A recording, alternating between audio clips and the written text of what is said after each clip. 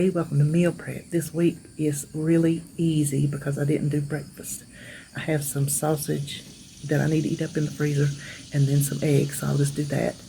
And then for lunch, actually both of these recipes come from Peace, Love, and Low Carb. And what I'm going to do is, what I normally do is if I get one from a website, I link the website, but then I retype the whole recipe if I make any little changes. I don't know why it took me so long to think. I'm just going to link the website and just put notes on my website with that link of what I changed, if I changed anything. And if I don't change anything, I'll just leave it like it is. But for lunch is keto bacon cheeseburger soup. It's good. It tastes like a cheeseburger in a bowl. And I think it's the pickles that does it. Might could use some ketchup. I don't know. But I will say, if you don't like pickles on your cheeseburgers, you might not like them in this soup. So maybe make the soup without it. And if you think you want to try it, just sprinkle some on your serving and eat it like that. That would be my suggestion. I like pickles on my burgers.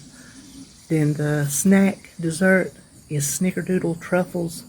And they're good. I had one. Had David get one when he got up. So they're well, I'm trying to think how many carbs, but I didn't change my recipe because I didn't get quite as many as the recipe said. I like 2 getting what the recipe said. So, but anyway, I will have those on my website for you to see. So, okay.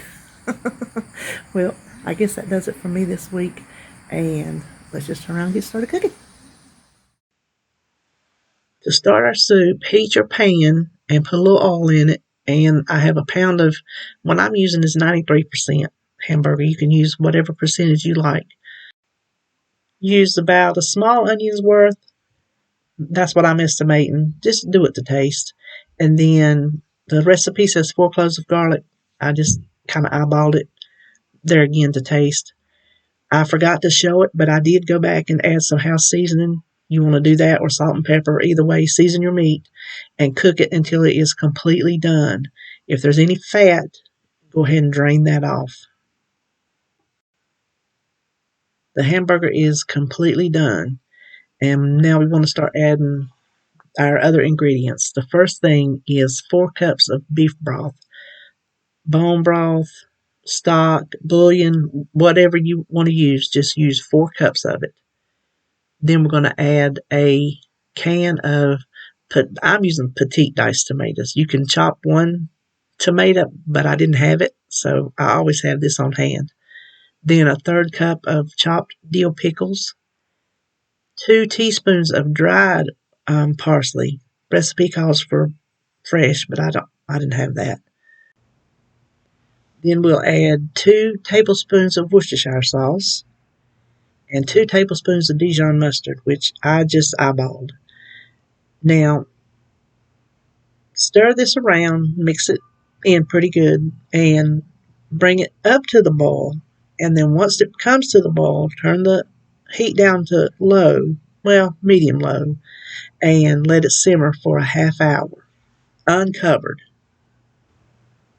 It's been a half hour now. It's simmered. It smells really good. And we're going to add in our remaining 2 ingredients, which is 1 cup of heavy cream and 1.5 cups of sharp cheddar cheese. Just stir it in, turn your heat down to low, cover it, and simmer it for another 30 minutes and stir occasionally.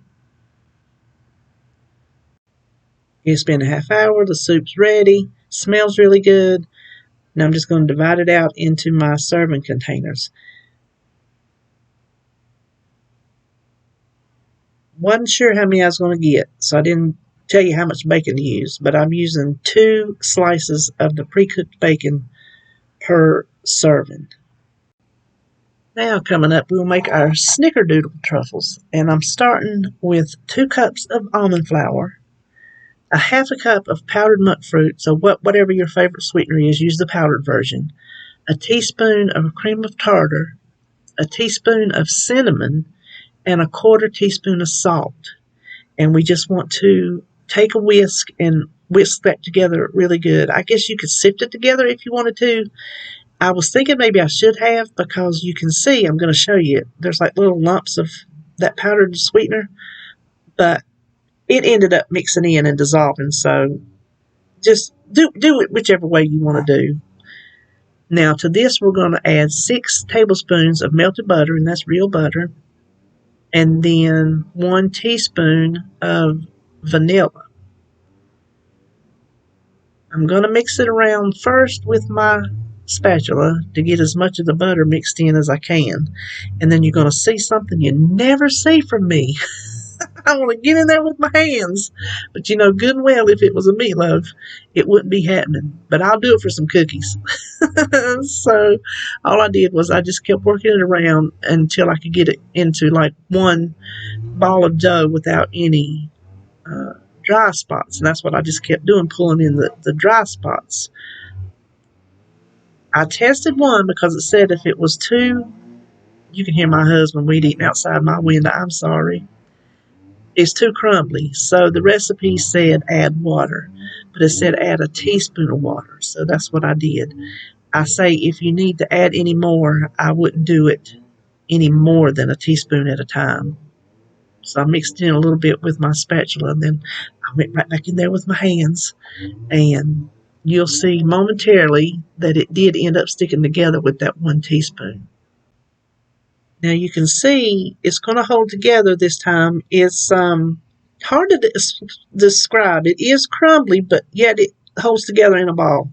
Now, the next step, well, first of all, I'm gonna go ahead and roll them all out. But the next step, we're going to roll them in this cinnamon sugar. It is 3 tablespoons of granulated sweetener, which is monk fruit for me, and a teaspoon of cinnamon. And we want to roll each one of the balls into it.